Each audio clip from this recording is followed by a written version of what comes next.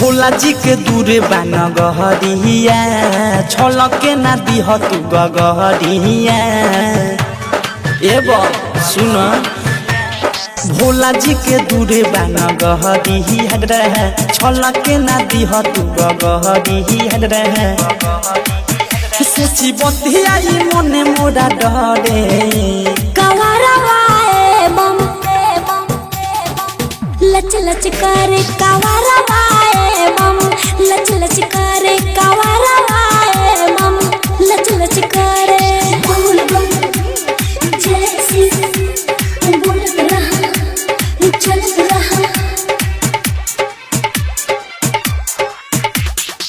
देवघरे जले है चढ़ाना बात ये तुम न भूलाना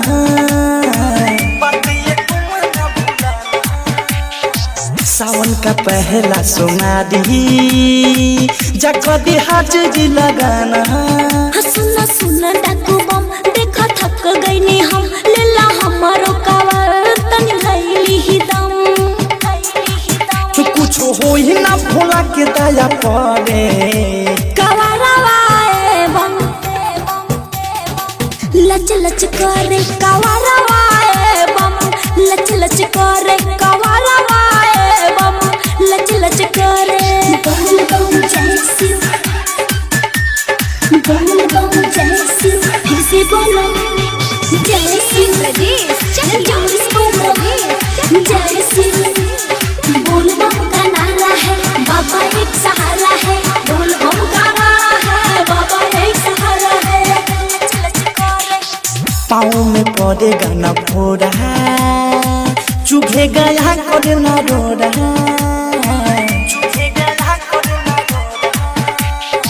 भोला तरस पाके आना पुण्य कमा लेना थोड़ा बोली रमो बोल बम संगे बोल ताने हम रोवा टेढ़ा नहीं होई नहीं के कुछ हुके गम जाके भोला के दुआ दी सभे तारे कवरवाए बम लच लच करे कवरवाए बम लच लच करे कवरवाए बम लच लच करे बोल बम जैसी बोल बम जैसी बोल रहा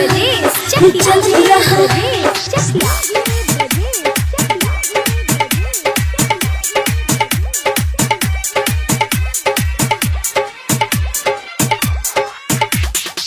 राइटर भी के विशाल होगा जीवन खुशहाल औधे से प्रेमी भी होगा नाम का तेरा धमाल बमा बिकी अनुराग जग जाई तोहर भाग सचो कहेली संगीता जग भगती में जा सुया पहाड़ पगुरावा नजरे कवरवाए बम लच लच करे कवरवाए